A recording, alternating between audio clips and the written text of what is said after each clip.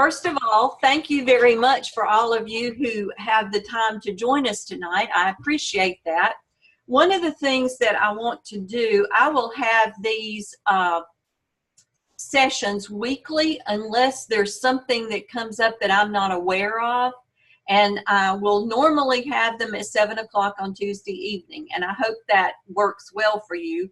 That's about the same time we did for section 4. Actually, I have one of the sections I had last semester, and then I have a new section that I did not have last semester. So I look forward to getting to know all of you this semester, and I'm glad to have the ones back that I had last semester. So we'll just pick up where we left off, and we'll move forward. The first thing that I want us to do is I always, those who had me last semester know that I always give you more in your agenda than there's any possible way we're going to get it covered. But I do that for several reasons. I do that because some people can't all, sometimes they can't join us. I need y'all to chill out. Okay, if everyone will mute your screen except for me right now, and then unmute it whenever you get ready to talk. That way we won't have some extra noises going on. But anyway, one of the things that I try to do is give you information that you'll have in case there are questions that come up and you can't reach me or your clinical coach too. So the first thing I want to do is, and sometimes this works well for me and sometimes it doesn't, so we're going to hope it works well. I want to share my screen and show you some things on Blackboard that I want you to use because I think it's really important for you to use. So I'm going to try sharing my screen, and I think it's going to work. We'll see here. I always like it when it works. All right, can all of you see the screen that I'm showing you right now? Yes. Okay. All right. The things that are in black are the things that Dr. Lamb has loaded for all of us to have. So that should be the same in everybody's. Now what is different is what I have done on the sides. On some of the professor's shells, it will just say Zoom. What I did is I went in and I changed it to make it match the week that you're expected to do the work. And then I put the topics that we're going to be covering that week. I put when we're going to have the Zoom conference. Then some of the information that I learned at the end of last semester when I needed to get in touch with some people. The telephone numbers that Gardner Webb had wasn't working. By accident, I found some of your school telephone numbers. So that's one of the things that I've asked whenever you give me your contact information. I will not contact you. I do not do that just to harass you. I will contact you if it's down to the point that you're not going to get a good grade and you lack one or two things, and that's when I will contact you. So I usually start by contacting by email. If that doesn't work, then I start phone calls. But I need the information. So that's the reason I'm asking for more than what's just in your shell. Now, this one is your assignment for the week. It is under discussion board. So I want you to begin working on your OMA task 1. And I'm saying, okay, post it by week 2. And then we'll begin. And also then as soon as you post it, start working on OMA task 2. Then I also put your links for our Zoom sessions. Then each week, those of you who had me know that I do this, but I'll do about a 5 to 10 minute video at the very first of every week. I usually post it on Sunday. If something's going on and I don't get it on Sunday, it'll be there by Monday. And what this does is basically tells you, this is what I want you to be looking at this week, so that there's not any real questions about what you're doing. So I do everything I can to make this as easy and stress-free as possible. Then the last thing that I posted this week is your agenda for tonight's session. So that's where it will be. After I record this and I get it converted to a YouTube, I will post that in the same place. So I want you to really, really use these week 1s, week 2s I add to them as we're going. Sometimes some of the links quit working. I usually check those the week before we start. So if something changes, then I'll send you a note about that, and I'll post it as information. So when you look at week 2, you see that I've got some of the things, but all I've got for week 2 is your readings and discussion board, and when you should start working on your OMA task 2. So it doesn't have as much information as the week 1, because week 1 is what we're in, and that's where I try to give you just as much information as possible there. Now, this semester, there are some changes, and I'm going to go over those in a minute, but I want to show you while we're at this screen, I want to show you that there's 4 case studies. Now, they're not going to be assigned case study 1, 2, 3, and 4. I went through and assigned them based on the information you're reading about. These are going to be done in Zoom groups. They are not going to be something that we'll do in class. Sorry. They are going to be done in your Zoom groups. And there are specific instructions with each one of those that tells you what to do. You also are just supposed to create a small presentation of some sort in your Zoom group. So what I'm asking is, when you get to these case studies, what I want, whoever your Zoom master is, you'll post for me 2 things. You will post for me your presentation and your video of your Zoom discussion. Then everyone will post for me the written reflection that you are assigned to do with the case studies. So they will all be at the same place, and you will have 3 entries if you're the Zoom master. If you're not the Zoom master, you'll have 1. But I do want whoever the Zoom master is to make sure you list for me who participated.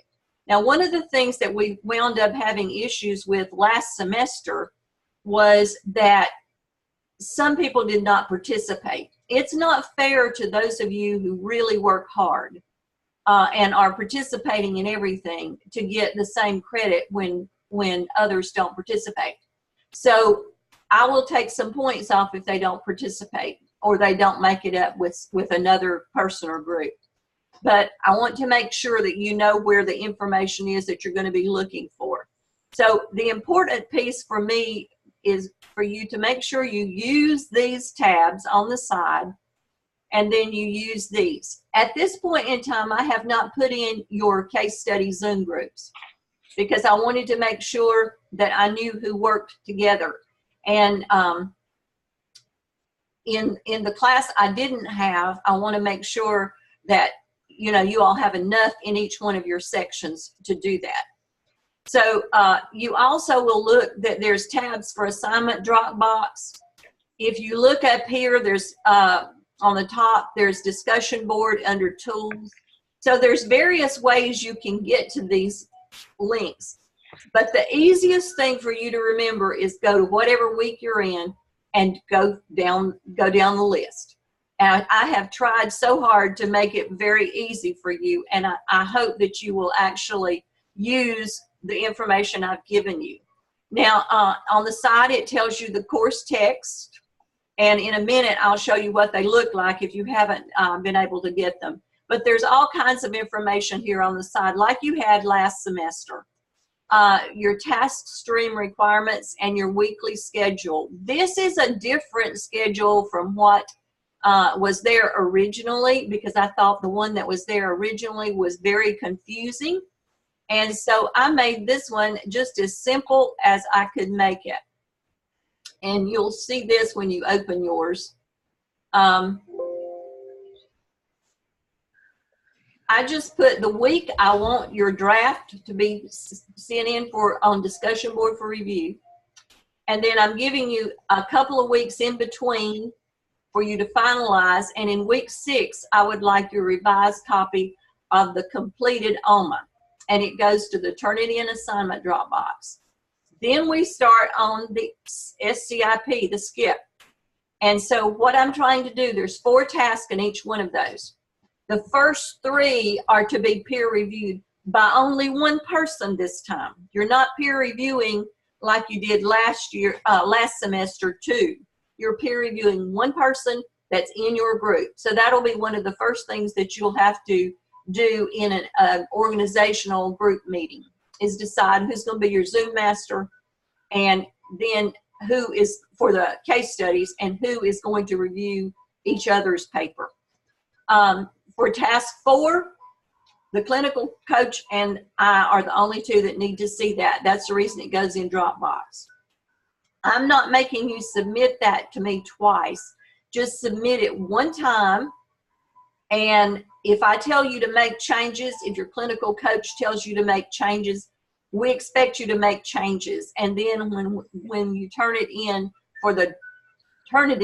to be checked to see if there's any plagiarism or something like that, then that's where you need to make those changes and have it fixed by that point in time. Now, one thing you need to really understand is your clinical coach and I look for different things. I usually look to see that all the pieces are there. I'm awfully bad about finding grammatical errors. I don't know why, but it just pops out in my face when you leave a sentence fragment, or you have the subject and verb doesn't agree.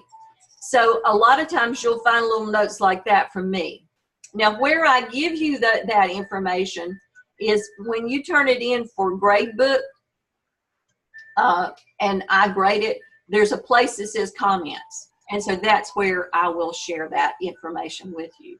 So I also look at formatting, and I also look to see if you've done it the way APA tells you to do it. Sometimes instead of taking the time to tell you exactly what's wrong, I'll tell you to check APA. I bought an APA manual because I use it so much, and the university expects us to use it so much, that I just use that and pick up my copy and try to find the answers. So you also have over here a course syllabus, and then the handbook. Here's our class syllabus. Here is the handbook, and here's just the artifacts, description, and rubrics. So the two sections I have may look a little bit different, but the information is still there. And one section, you can see my stuff because it's in blues and greens. The other section's in pinks and reds. So I just like color. So anything that's in black is something that came from Dr. Lamb that was sent to you. And some of it is information you will use in that week. For example, when you get to legal requirements for planning and instructional time, that's something you need to read as you're beginning to look at your OMA. So I'm going to stop sharing unless anyone has any questions and they want me to show them something else. All right, I'm going to stop sharing, and that way I can see your faces. This is the one main textbook that you're going to use, and I realize it's coming across backwards for you, but anyway, it is the Principal's Quick Reference Guide to School Law, and it's the 3rd edition. No, it's okay. It's coming right. Okay, all right. It just looks, I guess I'm looking at it backwards. So, and then the other one is Resource Management for School Administrators. So this is what they look like if you don't have yours yet. And I'm thinking this first one doesn't have an edition, whether it's a 3rd edition or not. So it may be a brand new one. It hasn't been revised, but it was written in 2013. So it's not all that old. So those are the textbooks. So one of the things that I have asked for you all to do is to give me the names of your group from last semester. And I've gotten them from 3 groups, 2 from section 2 and 1 from section 4. So if one person from your groups will take the time to send that to me, then I'll get those groups set up for you. If for some reason there was a group that did not function well, send me that with your information so that I will know we need to make some changes there. But if your group functioned really well, I don't see any need to make any changes. So I just need that information from you. Now, the next thing that I want to talk about is a little bit of differences from what went on the first semester. But also, toward the end of each semester, we get sloppy. And we don't follow the process that Dr. Lamb has set up that he wants us to do. You can get by doing that, but I need to know that. And the reason I say that is if you don't follow the process and submit to the link where it goes to the grade book, then you could have completed the APSL or the APTEL, and I don't know about it because I don't see task stream. Your clinical coach sees task stream. I don't see task stream, and yet I'm the one that's got to give you credit for finishing, because Dr. Lamb has said that you are not to be passed until you finish the artifacts that are due that semester. So some of you I know got in a hurry and you submitted it. That's okay, especially if you got a passing score. But I need you to submit the things in our class so I can give you credit for it. And if you do get ahead of yourself and submit it ahead, just send me a note and say, Dr. Todd, I've done this. I'm going to quickly submit it to you so you can give me credit. So I just need to make sure that we keep the process in mind. Now, I went ahead and specified exactly what Dr. Lamb expects us to do because I think we did get really sloppy at the end. First of all, you do your draft, and this is a little bit different from last semester too.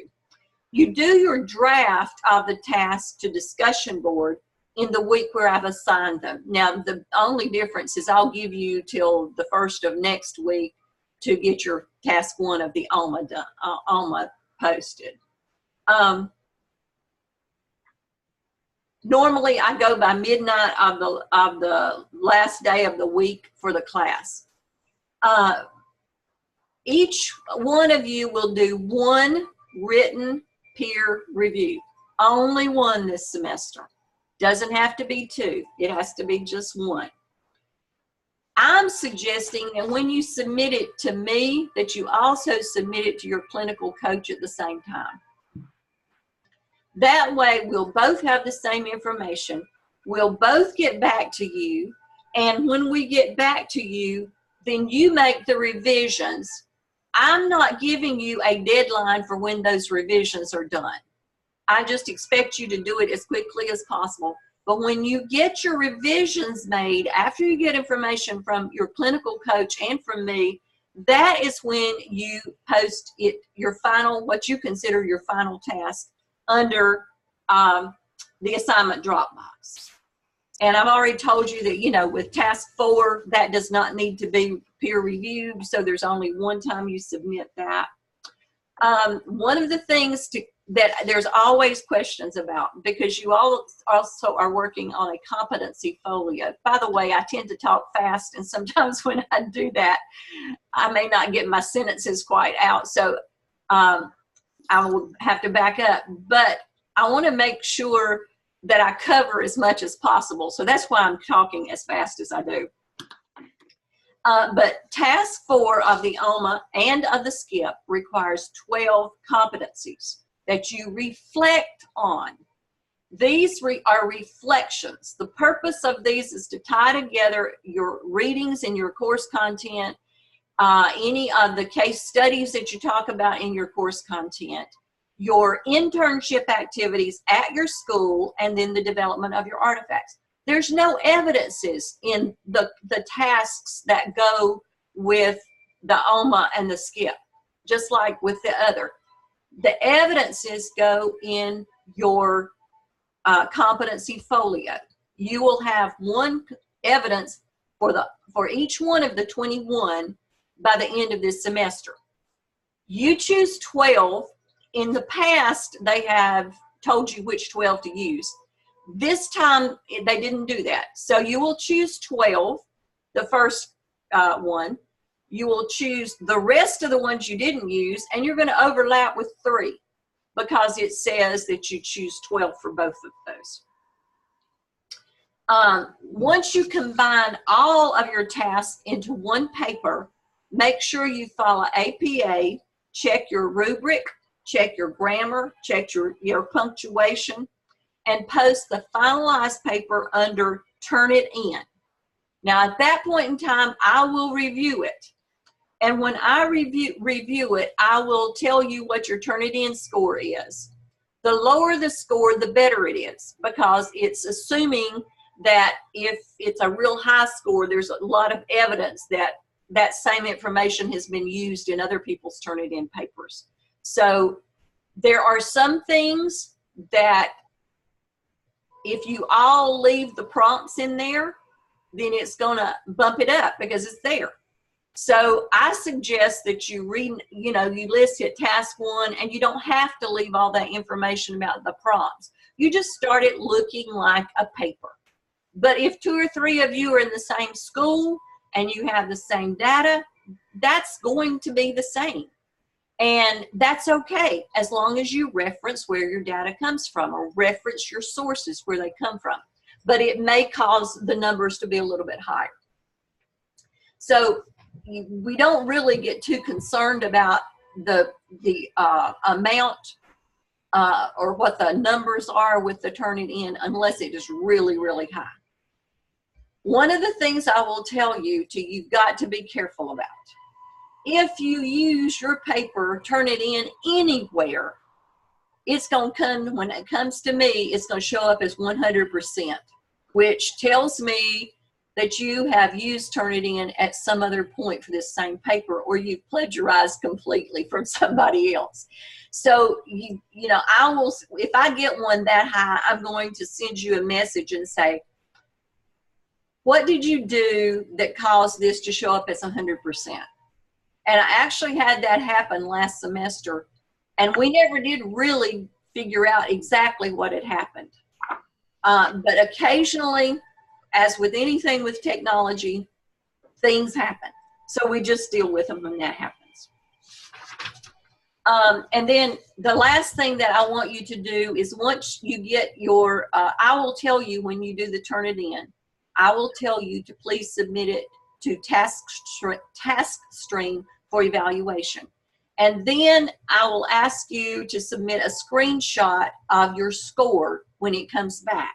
And I've put a link for that under week 8 for the ALMA and week 14 for the SCIP. So it's not that much different from what you did last semester, but it's just a little bit in that you don't have to do any Zoom conferences about the tasks this semester. You'd only do one written reflection for the peer reviews. So are there any questions about any of that at this point? Yes, Kelly. Okay, so last semester, in order for our Turn It In scores to be lower, last semester we left in like the prompt. So you want us to take the prompt out this time? I don't really think it matters, but if it's a real high score, then I'll probably say, let's see what we can do to get rid of that really high score. Okay. I think and sometimes it looked like that didn't make any difference, but other times it did. So I don't know whether it was when it was submitted or whether it was that you were in the same schools or somebody in another semester had submitted similar information, but there were a few that were really high. And I would send a text and say, do you have any idea why this is like this? And most of the time we couldn't figure it out. But somehow we figured that at least the one that got 100%, it had been looked at by someone. And I think we finally figured out they had submitted it to TaskStream before they ever submitted it to the class shell. And so that way it had been checked. And so that explained that. So we'll leave the task information in unless you tell us to take it out. That'll be okay? That's fine. Okay. That's fine. Yeah. Okay. Any other questions? You had mentioned that we need to submit it to you and to our clinical coach too. Yes. But in our last semester, I think we just submitted it in Blackboard. email it to our clinical coach too? Is that? No, your clinical coach is going to have a Blackboard shell. Okay. Okay, so you will, whatever you submit to me, you'll just find the shell for your clinical coach. Okay. And submit it. Now, while you're on that, I think that's a good question, or a good thought. We think that Dr. Tillman, who is joining us, is going to be your clinical coach for this semester. She's waving her hand there. We just got an email from Dr. Lamb 30 minutes before this class started. And so Yes. up until then, she had a different section. And Dr. Those are the Stedman students I had last semester. and Dr. Stedman had a different section. But right now, we think, it could change, but we think that Dr. Tillman is going to be working with both of these sections.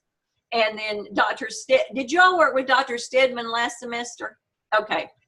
And we think he's going to be working with one of the groups that Dr. Tillman had last semester. So anyway, but she has a shell, and she will be meeting with you once we're sure that everything is finalized, and she will be explaining that. The one thing that I think became a little bit of a problem was that we had different deadlines for when the final was to be done.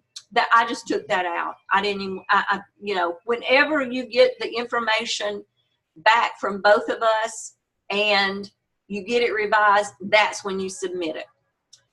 So I'm only giving you the one date that I wanted because it became problematic last semester. And so rather than worry about you all worrying about it being late and getting all excited about it, I just want it done. I just want it done right. And I don't want it done the last 2 weeks of school. So if you can try to keep up with it and submit it as quickly as possible with the revisions, and we'll keep on track. So there is a Blackboard shell for both the clinical coach and I, and you just submit the same thing at the same time to both of us. Does that help? Okay. Any other questions before we look at some of the other information I have? Could I jump in just a minute and say that I had an email ready to send to say I'm working with, and the two people I was working with. And then when I got that email, I haven't contacted anyone, but I will be meeting on Wednesday evenings from 7 to 8, and I will be having office hours on Sunday evening from 7 to 8. And we'll talk about that more, but that's the time. Okay. Okay. And we're having a faculty meeting that should help us out. But I'm gonna send everybody. I don't have email addresses for the students that I didn't have last semester, and so before we get off, maybe you could give them my email address so they can send me contact information. Why don't you just go ahead and give that to them right now? Okay, if you would just, it's Tillman, TILLMAN.Jean with a J, JEAN @gmail.com. Just do that one and send me name, school, email address. That's your Gardner Webb email address, please, and a phone number. All right. And it has a mailbox set up. I don't want to call and have it say the mailbox hasn't been set up. Or the mailbox is so full that there's nothing. we found out while we were trying to get in touch with some of y'all, some of the students last semester. Yes. All right. Thanks. I'm reading some of the chat questions because I think this may be good for us to talk about. Did we have to submit it to our clinical coach too last semester? Mm-hmm. You should have. Yes. So I don't know if you didn't, I don't know why, but they told us, and you will find that Dr. Tillman and I both try to follow the rules. And if we're told that you're supposed to do something, we're going to do our darndest to have you do that. We can't make you, but we're going to try. So you will need to submit it there. So if they didn't have you do it, maybe oh, I know the difference. Danny and Dr. Lamb were co-teaching. And I think Dr. Lamb set their classes up so that they both had access to Blackboard. Dr. Tillman and I, it's not set up that way for us. So you'll have to do it in both. So that makes sense now. But I had to, sometimes you'll find I can figure it out, but it takes me a little while.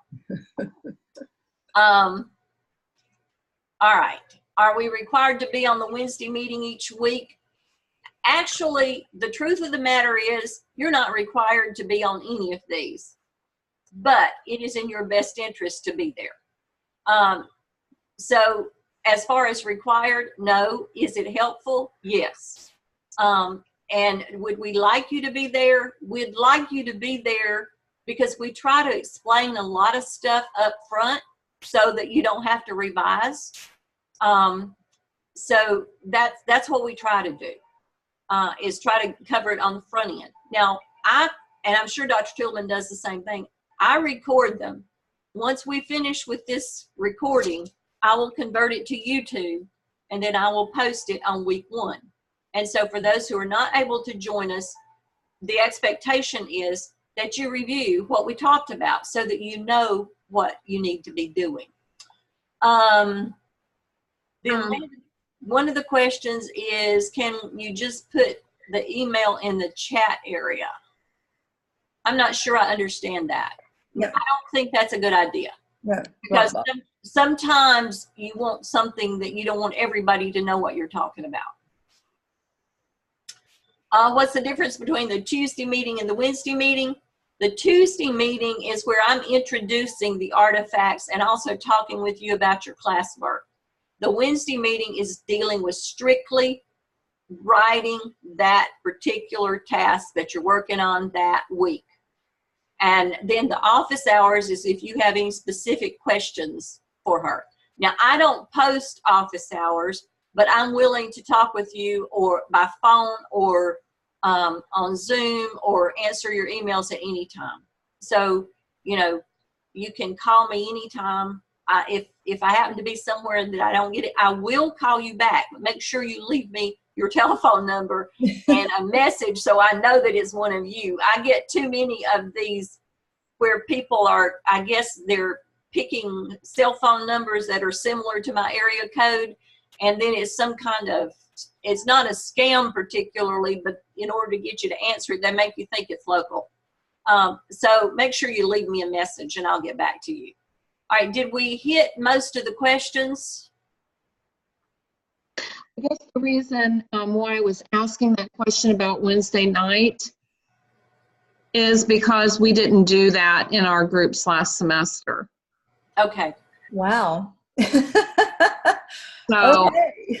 I think the biggest difference is that Dr. Stedman and Dr. Lamb looked at it as co-teaching, and we're not set up to do that. No. So I think that's the biggest difference. This is your pass-fail grade for your internship. Yeah, Dr. I am the internship leader. My job is to make sure what you put in that portfolio is going to get you a license. Yeah, and she does the internship log. She's over the competency folio. She's over your hours that you have to do in your school. So that's where she's dealing with that. I'm dealing with the artifacts, and she deals with guiding you through them. I get you started. So that's the way they sort of have it set up. And I had them both last semester, and it's very helpful to do Tuesday and Wednesday. Thank you. Yes. All right. Any other questions before we move on?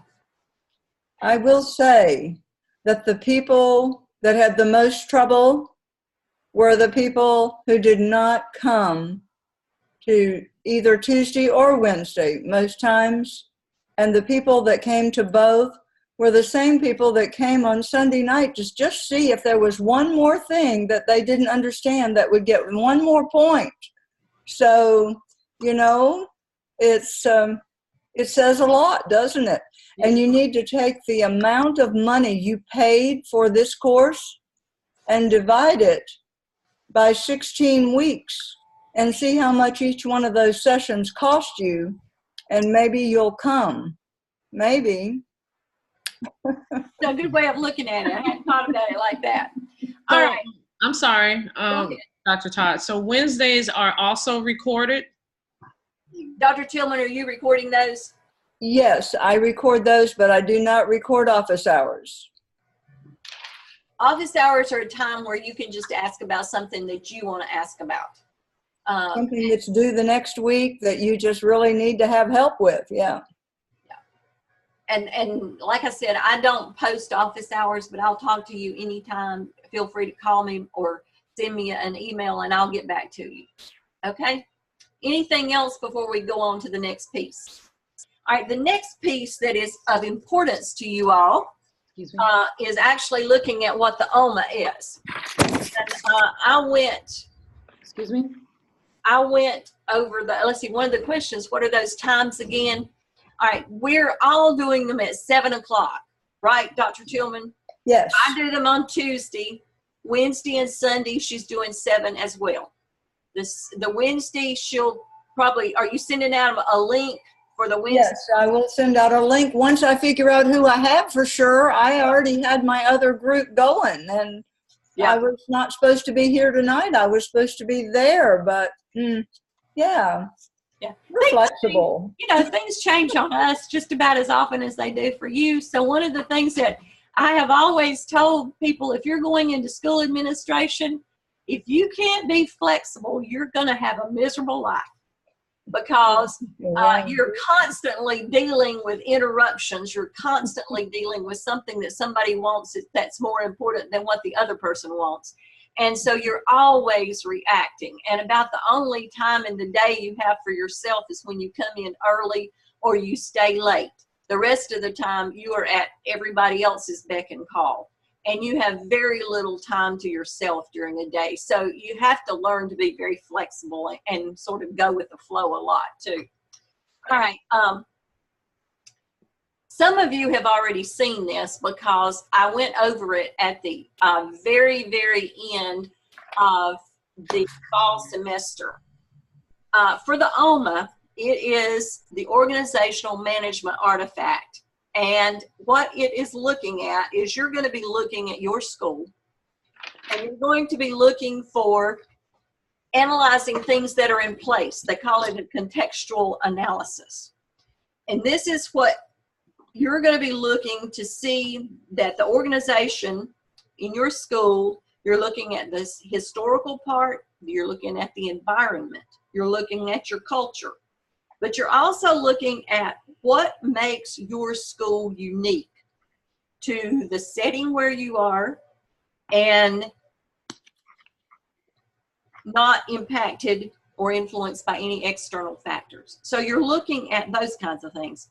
You're going to be working with your site mentor, and you're going to examine the school and its context. That's both internally and externally. You're going to be looking at the organizational structures that are in place for this year, the management routines that are in place, and any operation situations and organizations and procedures that are in place. You're going to be looking at the degree of involvement and participation that school personnel have in making budget decisions and recommendations, and you're going to determine the degree of inclusion of the school improvement team's input in those budget and resource decisions.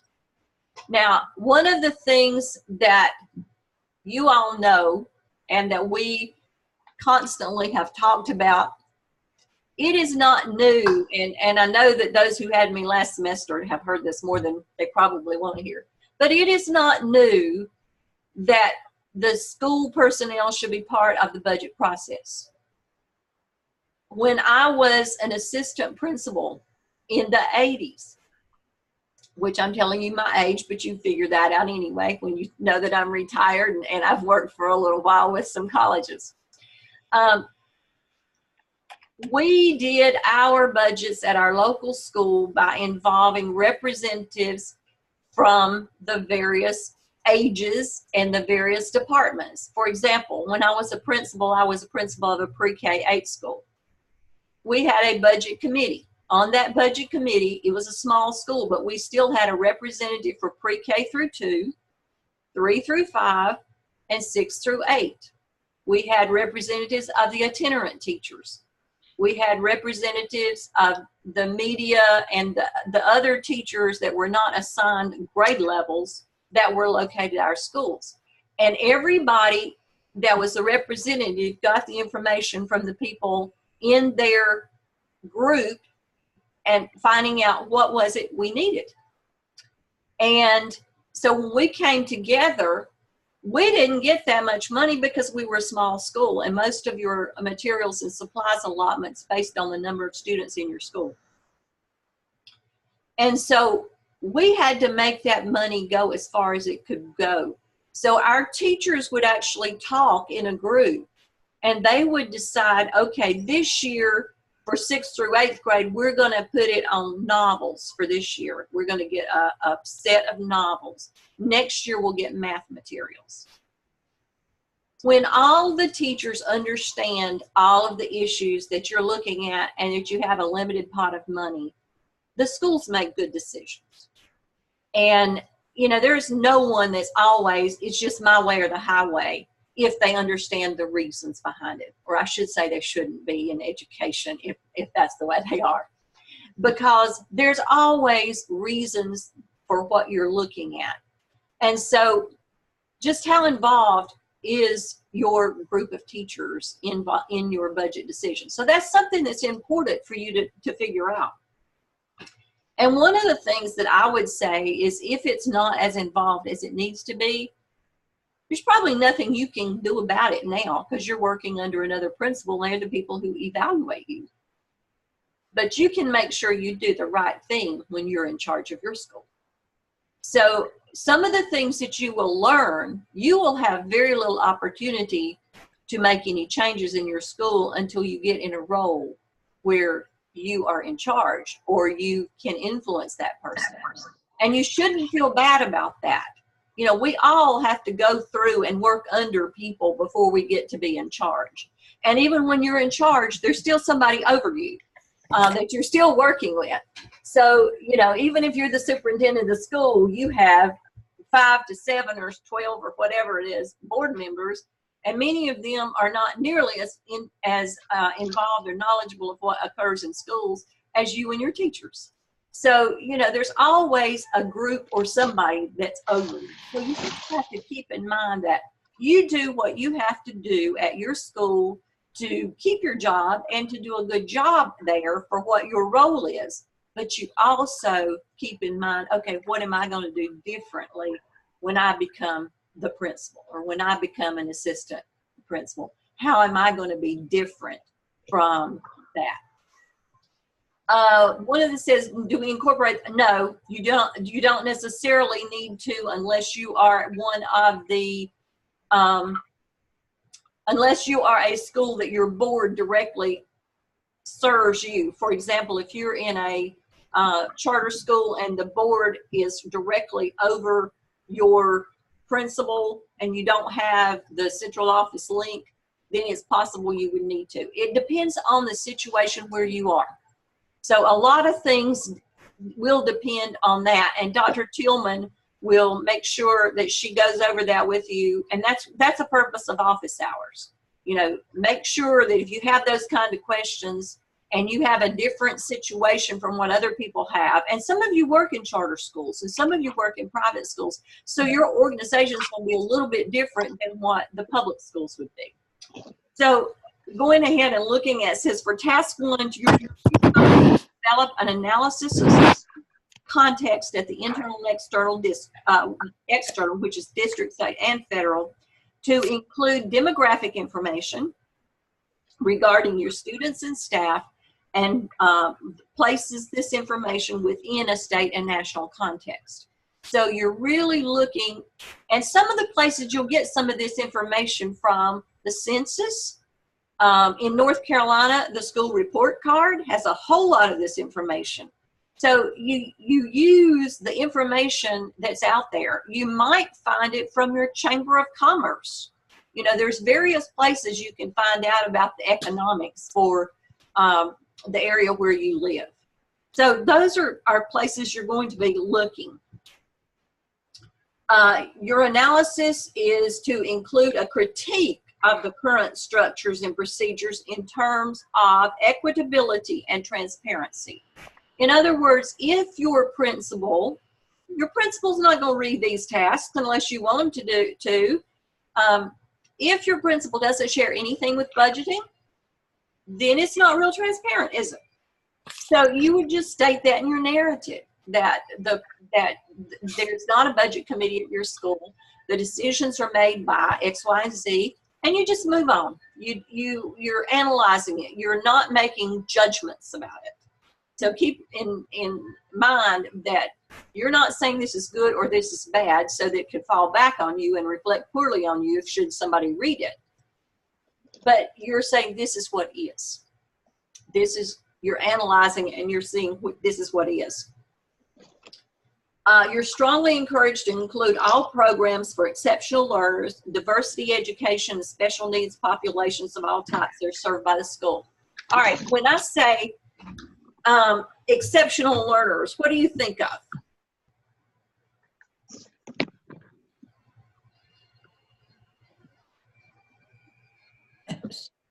What do you think of? AIG, EC. Good. Most of the time, a lot of people will only look at EC.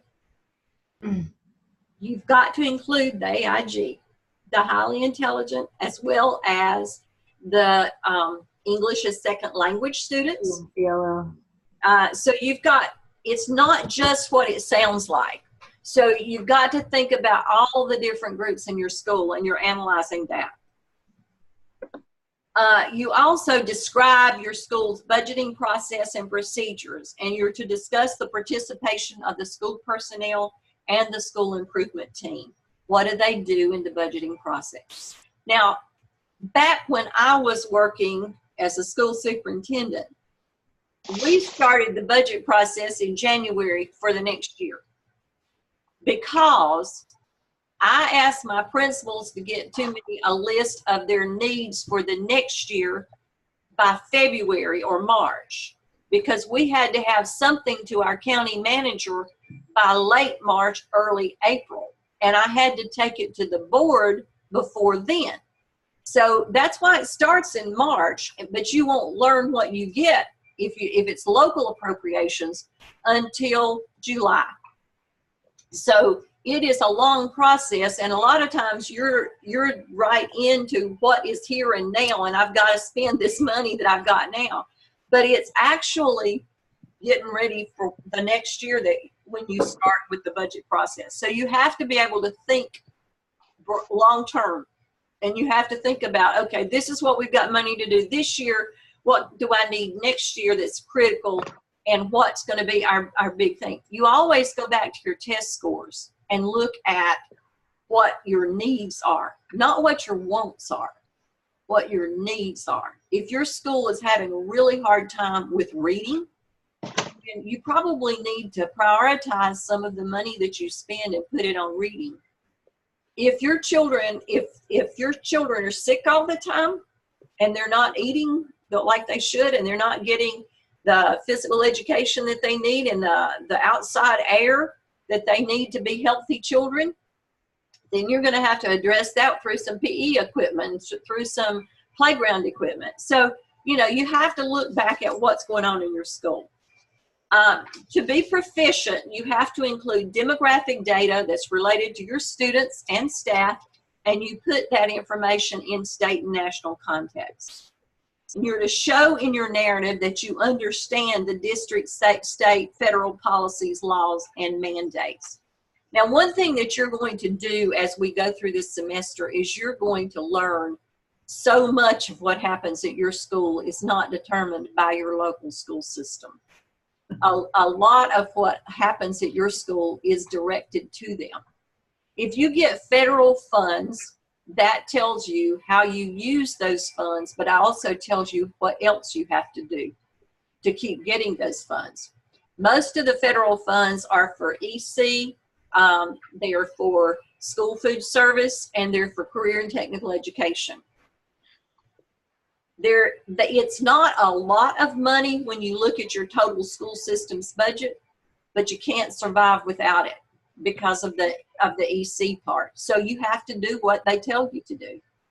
And that's one of the things, you know, sometimes in a school administration role, your personal opinion doesn't really count because you're guided by the school laws, the school policies. And if you took the job, then you're to do what the job tells you to do, not a person, but what the laws and the policies tell you to do.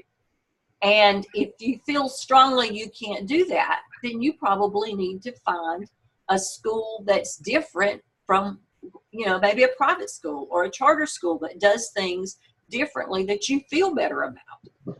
You don't want to be miserable all the time and feel like that you are beating your head against a wall. So, you know, think about yourself, but also realize who pays you, and those people who pay you, there are stipulations that are set by Raleigh, if it's in North Carolina. The state legislature will set laws. They will sometimes tell the State Board of Education, if you don't do this, we're going to. Well, then the State Board of Education thinks, okay, we're much better off for us to figure out this as a policy than to have a law written about it. And so, you know, those are the first two that you start with. And then it trickles down to the school level, the school system level, and then the local boards have to write policies that fit in with what the state board says and what the state laws are and what the federal laws are. So you're guided by at least 3 levels in the things that you do. You are to include in your description how the school personnel and school improvement team are involved in the budgeting processes and procedures. So that's a brief overview of what you're going to do in this first one. Now, from the ones that had me last semester, you know I recommend using subheadings. And the reason I recommend that is so that whoever is evaluating it, the person who evaluates it is supposed to be someone who you have not worked with, that has seen it for the first time. And all they have to do is look at that rubric, which is on your blackboard, and look at that rubric, and then they take the rubric and they look at your paper. So I recommend subheadings so they can take that rubric and say, okay, that's there, that's there, that's there. It will go much faster.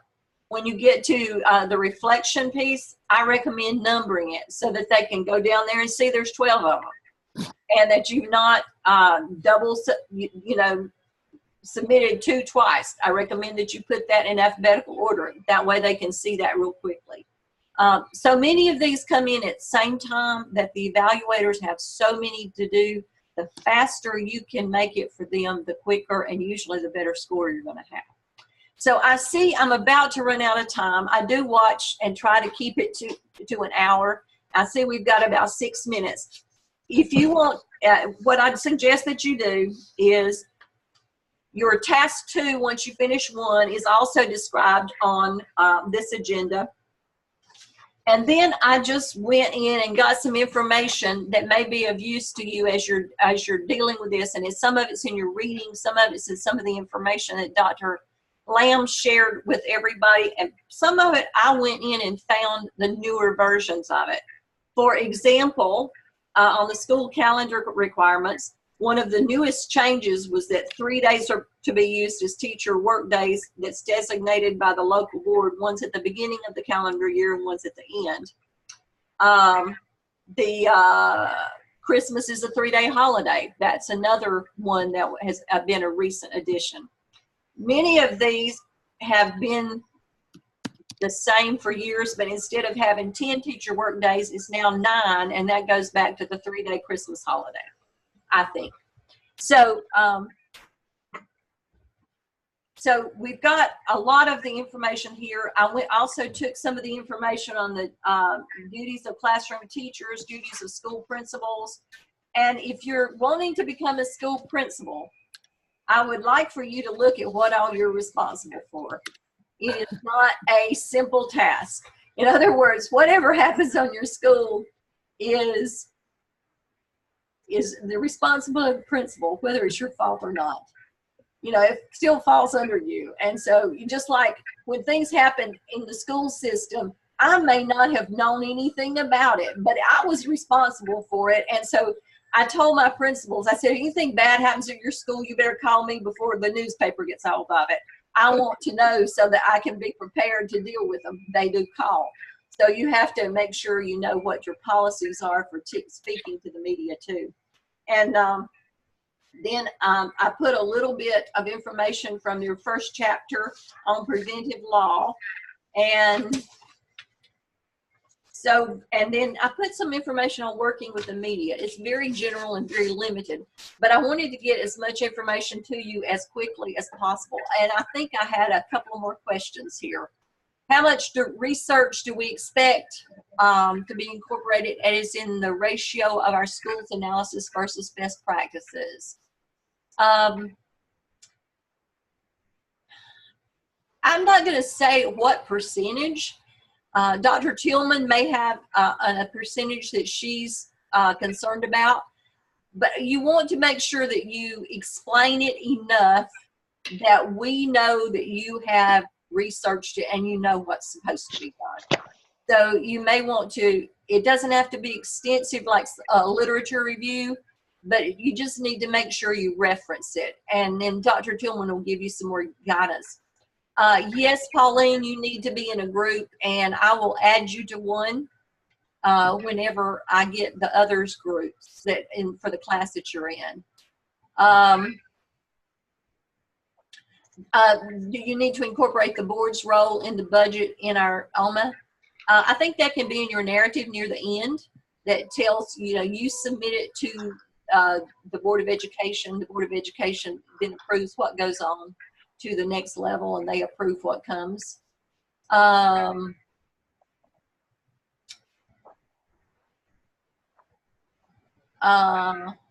Okay, have we answered all your questions?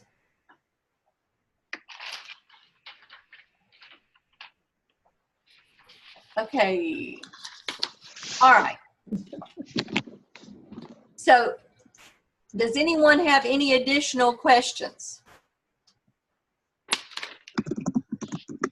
Okay. Well, I hope this has been useful, and I look forward to working with you and seeing your work. Dr. Tillman, do you have anything to say real quickly? Well, I'm just looking forward to meet all these new faces and come with pencil, paper, and your information from your handbook. And please don't watch TV while we're on. Okay, one of the things is, when can you expect the link for this Zoom to be posted?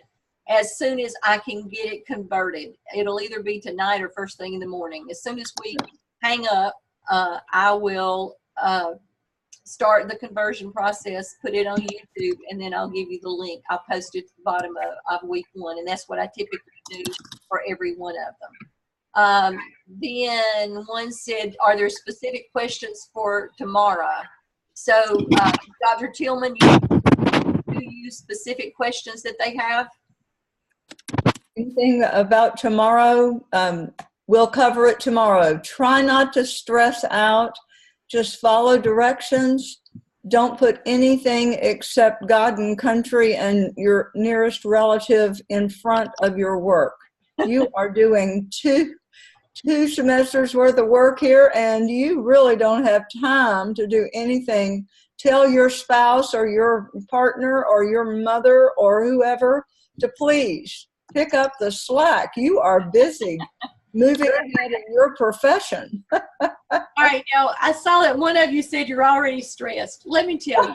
No, don't stress yet. We don't want you to be stressed. That's why Dr. Tillman and I do what we do. Is we are hoping that we can be helpful to you to make your life easier, so that when it comes down to the final things that have to be done, that you'll have passed them with flying colors. Yes. And you will. You will. You know, we give you the information. The information is here. And all you have to do is whatever it says. And you have to realize we didn't create this either. And it changes from one semester to the next. Some of it changes, just like the process changed. But I think the process changed for the good this time, because you don't have the time to do a lot of the Zoom conferences about the tasks. You did that, you have had that practice, and so I think it's better doing what we're doing. So I think it's gotten better. Yeah. So any other comments before I let you go? All right. It's anything we say or do is not meant to hurt your feelings. And sometimes whenever I write a statement, it may be very short, but you realize I'm reading all of yours at the same time too. So I sometimes don't explain it enough. If you don't understand what I am saying, please ask. I never mind you asking. If you want to talk to me about what I mean, call me.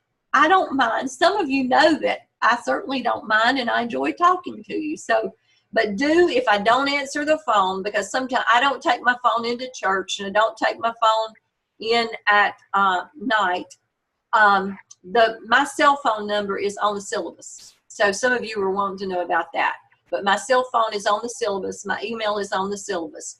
So it's at easy access for you. So any other questions or comments? All right. Yes, I do text, so feel free to text anytime. I will answer as soon as I find it. Like I said, I don't always take my phone with me. I'm still old enough that I put it up if I'm in a meeting. I put it up if I go to church. I put it up if I go to the Y. I take classes at the Y, and the teachers don't like to hear them go off. So, but I will respond as soon as I get in a situation I can. All right, any other questions? All right, it's been great. Thank you for attending. I look forward to working with you, and I know Dr. Tillman does too. Have a great tomorrow. Bye-bye.